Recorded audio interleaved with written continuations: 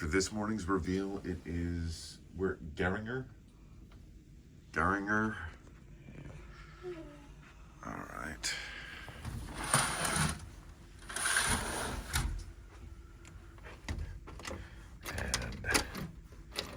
And this isn't going as smoothly as I want, but that's okay.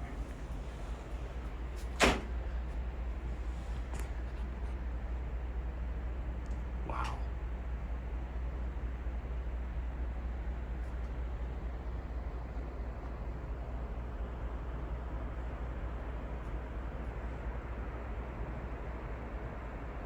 We're not on a dock, we're actually tendering.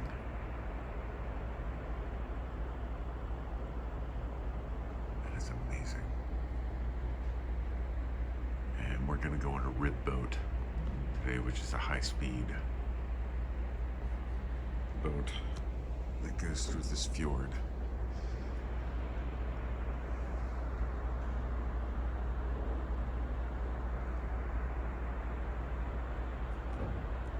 You can see some cameras. That RV right here. That is a pretty spot to camp. Look at that, man.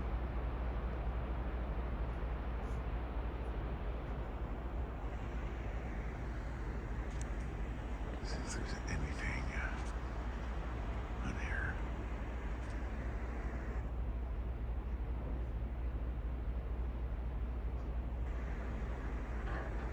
Okay. Okay. Wow, my beard looks really white in this light, but okay. Hello. We're waiting on our tender right now. This is the world stage. So they have lots. This is the main stage for everybody. This is where they have a lot of well, obviously the main stage entertainment.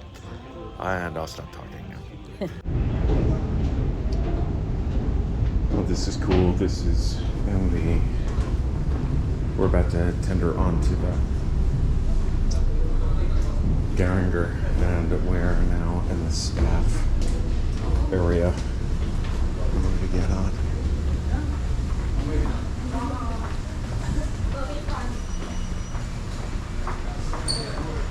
That was kind of cool. And we're back on. I scared me notice. 80. Okay.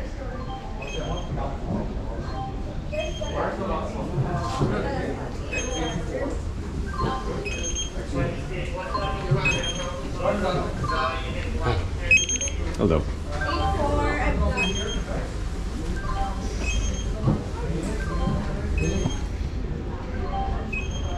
Oh, there's even one more below deck. Right there. That's cool. No, I mean, it's a city underneath there. Oh, yeah, Like, totally. they usually have a main street. Yeah, yeah. Oh my gosh, I'm so glad I wore my fleece. Guys,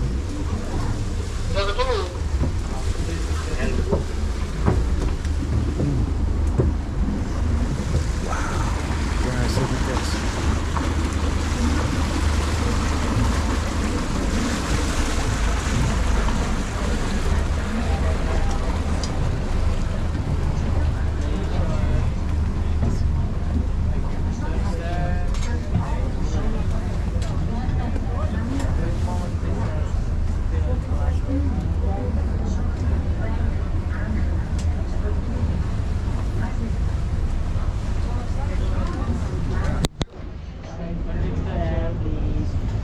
Hello.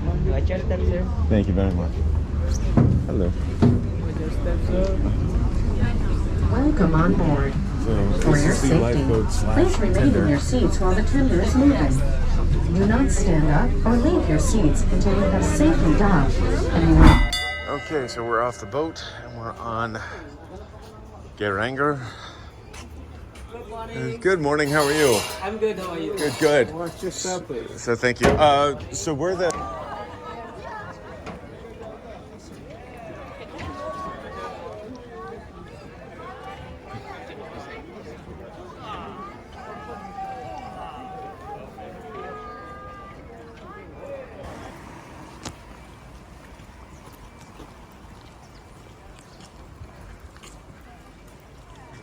not gonna lie, this kind of reminds me of Yosemite.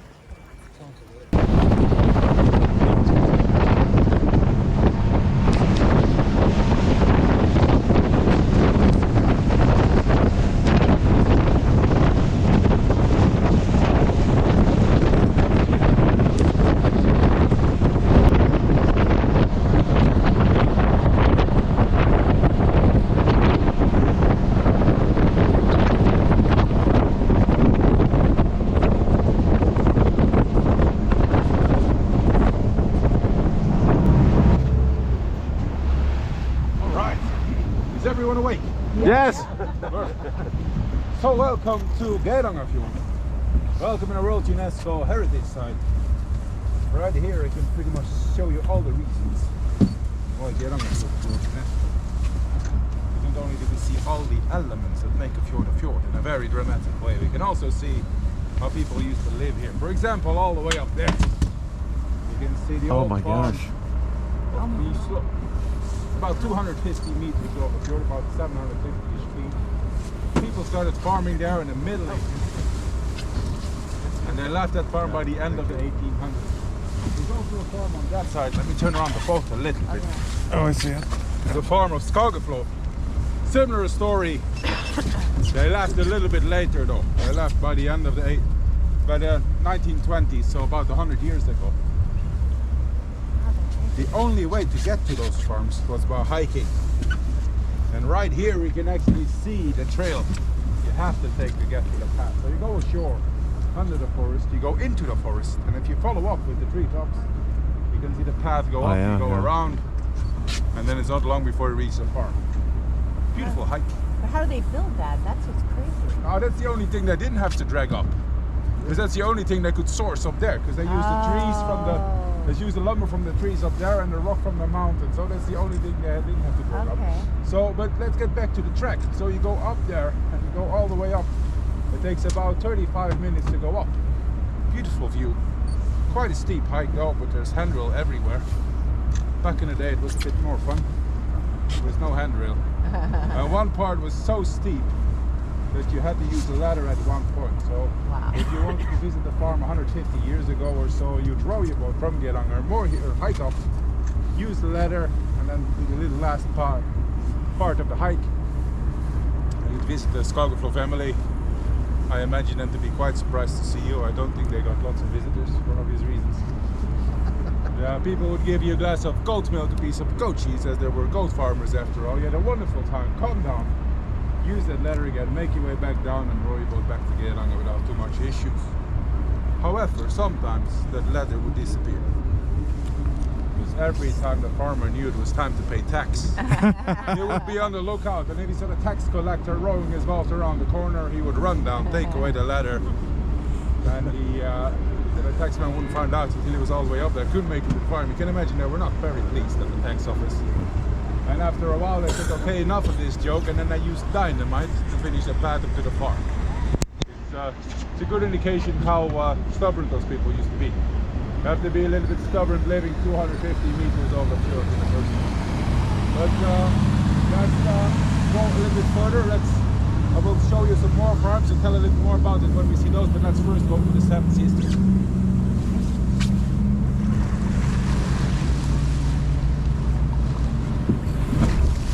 I think the Ida is Italian, I believe. Where's that from? I believe it's from Italy. Really? Yeah.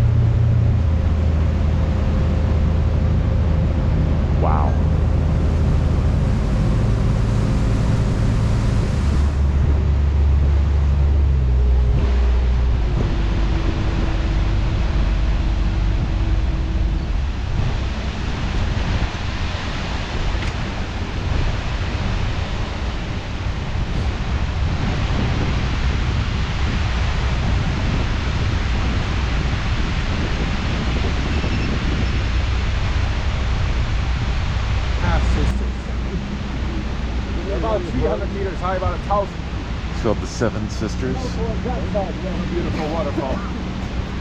And that one is called Fjords.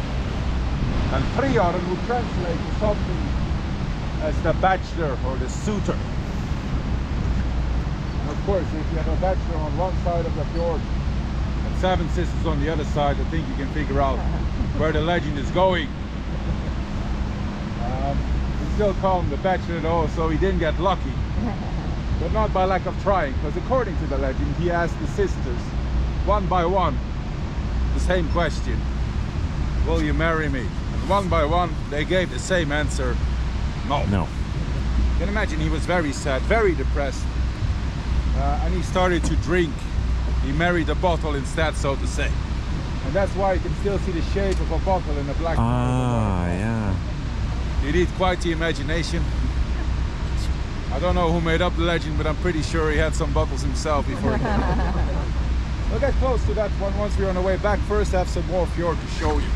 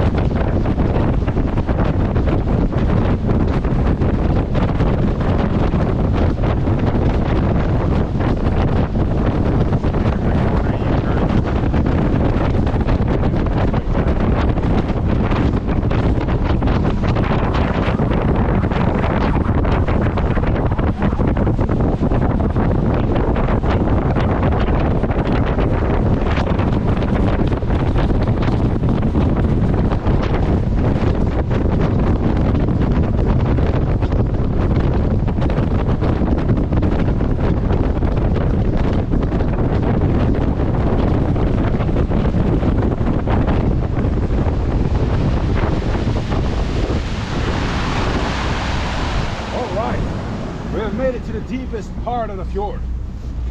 It's about 850 feet deep. Oh wow. Close to 260 meters. That's deep.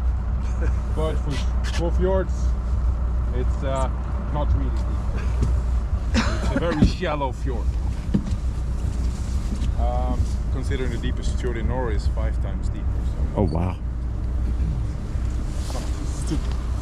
but deep enough to lose everything that you lose overboard forever, so keep a hold on your phone. We see the end of the fjord. If we go out to the left, we'll go to a place called Hellesea. That's where the ferry is going between.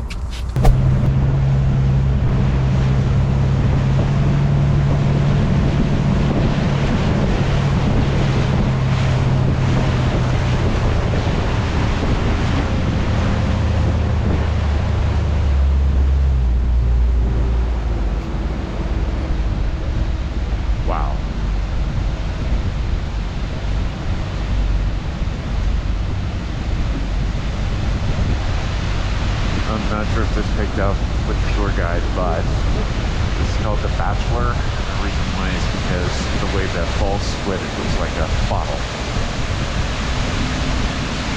So a bachelor partaking in the bottle.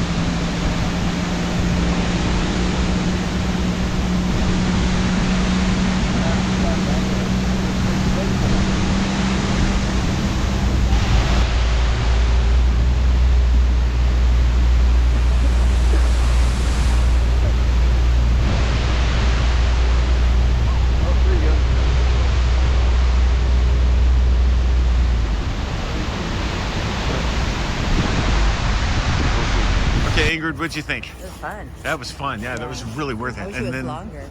Huh? I wish it was longer. Yeah, I wish it was a little bit longer, but yeah, we definitely got some highlights and some breathtaking views. Definitely recommend that one. We didn't kayak because that's kind of a far kayak to the Seven Sisters. Yeah, we thought yesterday was tough, but it's definitely and I think we got the better end of the deal.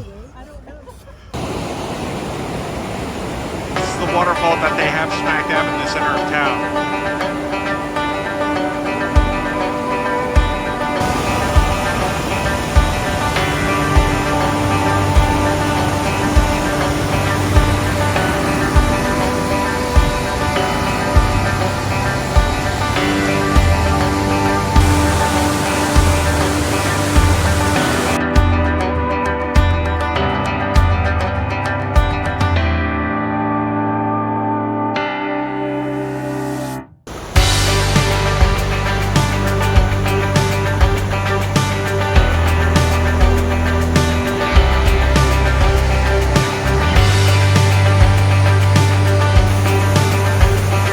This is definitely for the Americans.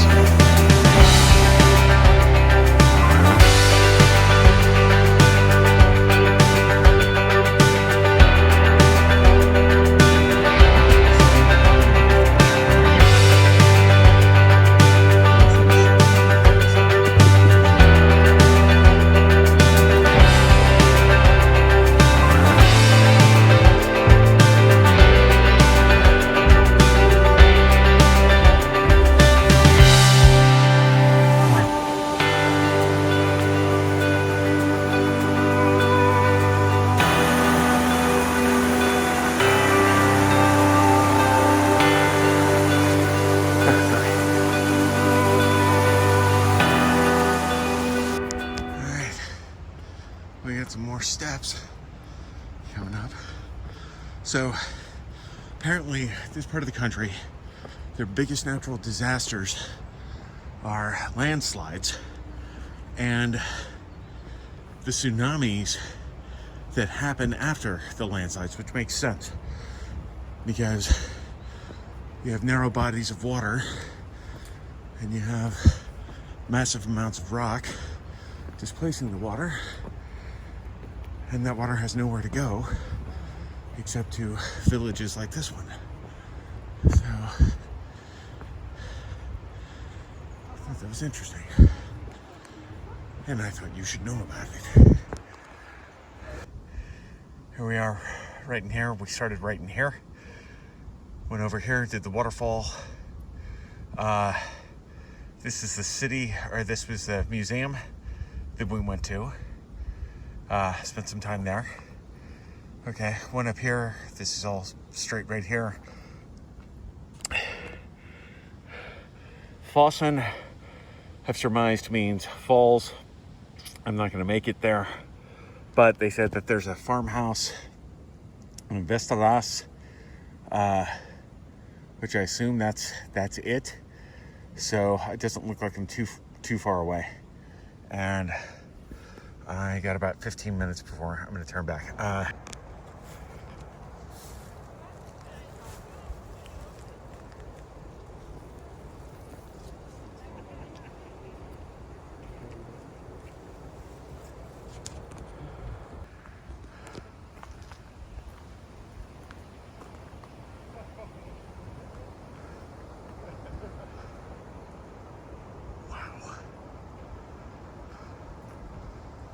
Just wow.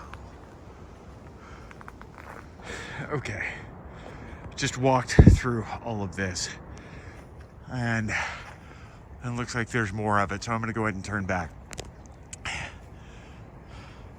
And it's already starting to seep through my shoes, so I think that's it. But dang if this is not a pretty view. I highly recommend this trail, even though I didn't complete it. Okay, so here's what a genius I am. You see that? I pulled that all the way out, got through that gate, and then when I came back, I found this gate right here that all I had to do was go like that. And there you go, instead of taking that stick all the way out. Okay. Jesus Christ. I haven't seen any sheep, but damn, by the smell I knew that there are. All right. Hey, and look who I found, guys.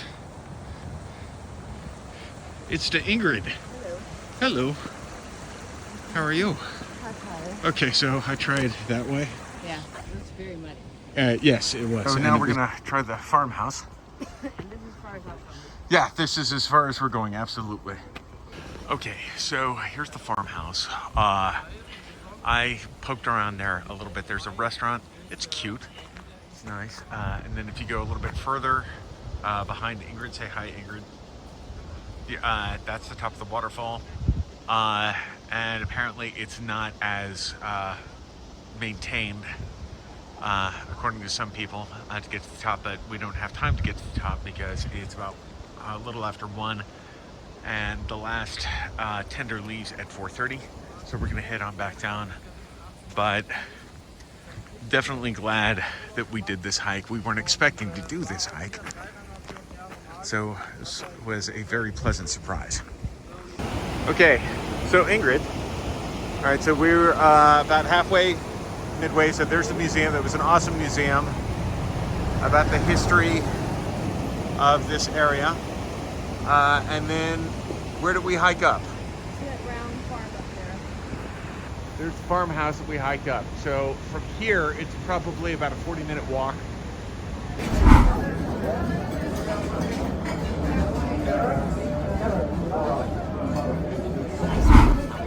Okay, so after a very active day in Geiranger, I decided to treat myself to a hamburger at the Dive-In restaurant. I tried getting my first impression a few days ago, but he kept on having announcements, and then there was an event poolside, so I couldn't get a word in edgewise. But the last one I had was the cannonball. That was the Gouda and bacon. That was really, really good. This one has the stacked onions. I forgot. I think it's called the stacked.